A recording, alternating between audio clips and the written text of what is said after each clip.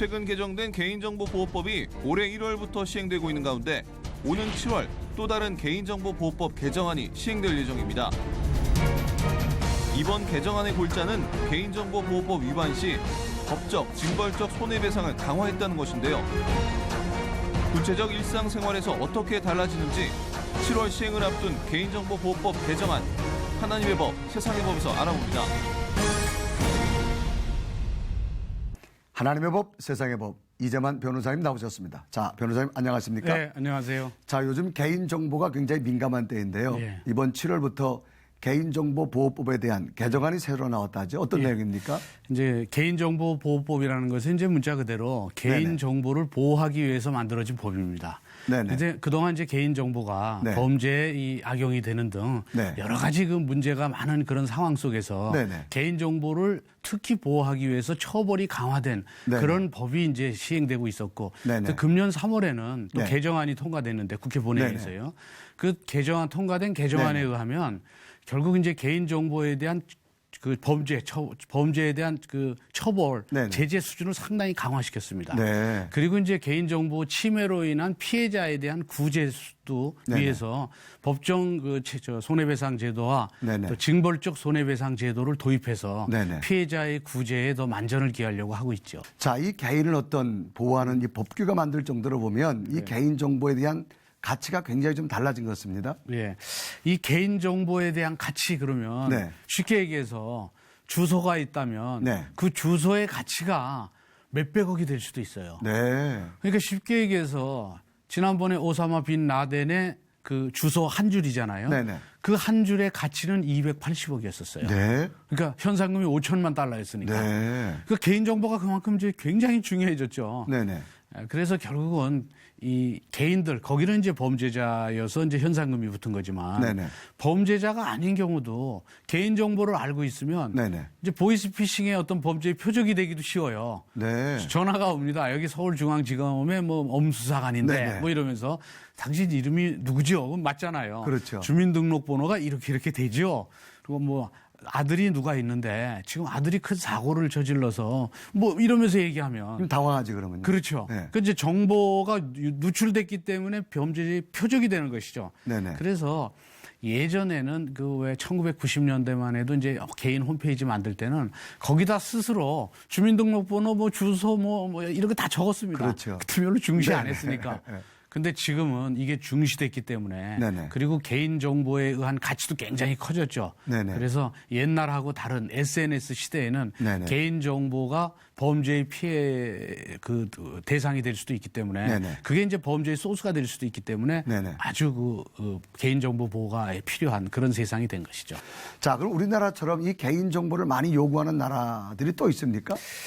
물론 이제 외국보다는 이제 네네. 우리나라의 경우에는 이제 주민등록번호라는 게 있죠. 네네네. 사실 이제 주민등록번호가 있기 때문에 특히 네. 이제 침해가 심해지는 것인데 네. 주민등록번호를 넣으면 이제 그 사람에 대한 여러 가지 인적 사항을 알 수가 있기 때문에 그리고 또 하나는 네. 이 주민등록번호를 사고 파는 그런 사이트도 있답니다. 네. 그럴 정도도 있고 그리고 우리나라는 그 인터넷 인프라가 아주 잘 되어 있기 때문에 네네.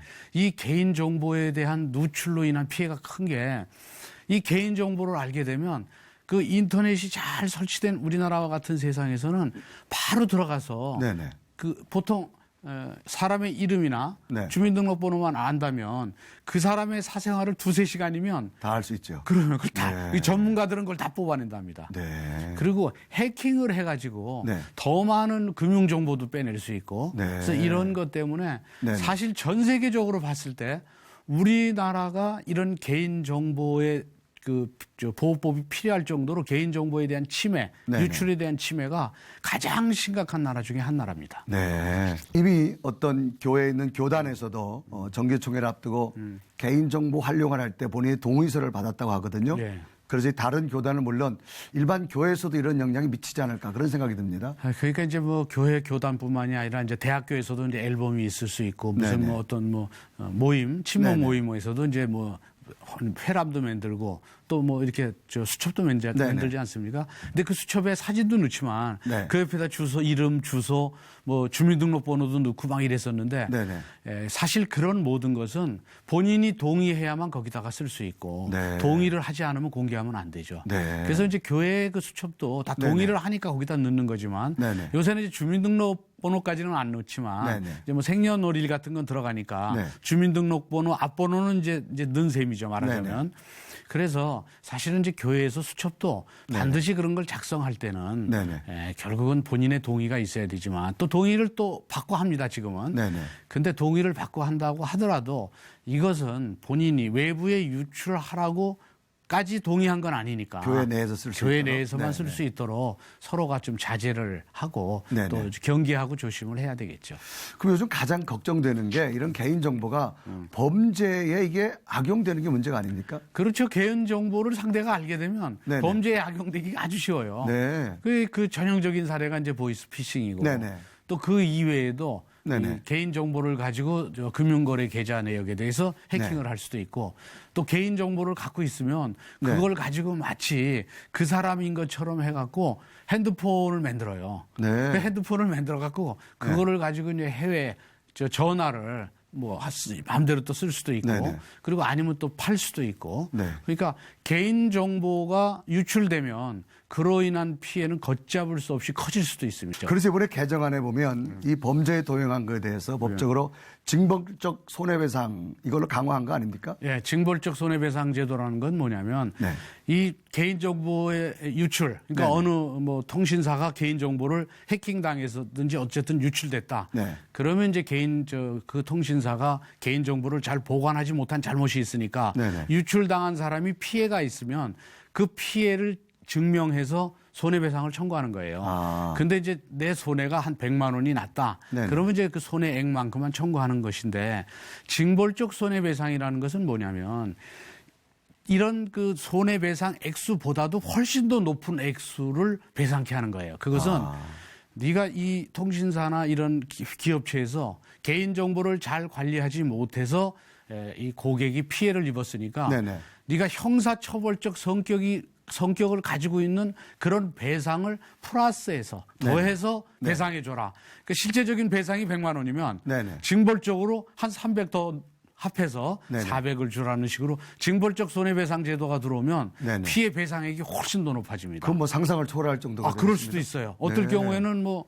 이 사람이 집단 소송이 되면 네네. 뭐 수십억 수백억이 될 수도 있죠. 네. 그만큼 이제 관리를 잘해야 되겠죠. 네. 그다음에 이제 법정 손해배상 제도라는 것도 도입이 됐어요. 네. 법정 손해배상 제도라는 것은 피해자가 자기의 손해배상 액수를 입증해야 됩니다. 네네. 근데 그 입증하는 게 손해액을 입증하는 게 굉장히 어려워요. 네네. 근데 입증을 못하면 못 받아요. 네네. 피해는 분명히 있는데 그래서 그 손해를 입증하지 않아도 법에서 정했어요. 300만 원까지는 네네. 손해배상 입증 없어도 배상해 줘라. 네. 그러니까 손해배상 청구하면 300 받을 수 있으니까 네네. 굉장히 이제 청구하기가 쉬워진 것이죠. 네.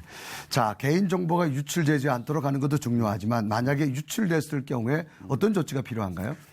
이게 이제 지금 얘기했던 법정 네. 손해배상 제도가 있으니까 네네. 이 법정 손해배상 제도로 소송을 해서 청구해서 네네. 그 손해배상을 받을 수도 있고 그리고 이제 이게 유출되기 전에는 이제 예방되는 게 우선 중요한데 네네. 예방하기 위해서는 그 비번이라든지 이런 걸 주기적으로 변경하는 게 좋습니다. 아. 뭐 3개월이라든지 뭐 6개월 네네. 이걸 잘 이제 변경하다 보면 잊어버려서 나중에 네네. 뭐 기억이 안 나고 네네. 이제 그런 경우가 있어서 문제가 되는데 네.